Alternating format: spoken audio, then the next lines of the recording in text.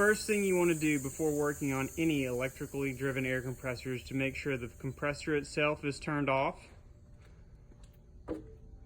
the power to the compressor is turned off, and if possible, that the air compressor is unplugged from the power service. Once you feel you're sure that you've turned off the power to the compressor and disconnected any additional power sources that might operate the air compressor, you want to use your multimeter or an amp probe to check to make sure that you are sure that there is no power being delivered to the air compressor.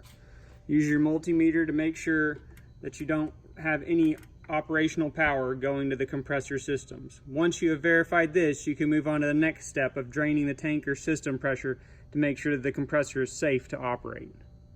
Once you've verified that the air compressor is turned off and all electrical power has been disconnected from the air compressor, you want to make sure that you drain the system pressure from the tank of the compressor where you're working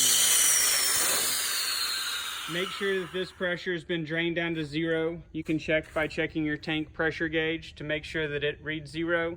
You can also check by pulling the tank safety valve to also make sure that there is no pressure left in the tank. The tank safety valve is typically located somewhere near the gauge. Once you've checked all these things, your compressor is now safe to work on. In this video, we are going to go over our CA4 series compressor pump. We have our centrifugal unloader, our oil drain, our oil fill, and our oil sight gauge. This pump should always be serviced with our IAT 30100 premium synthetic compressor lubricant. The CA4 series compressor pump holds 7.5 quarts or approximately 240 ounces of fluid.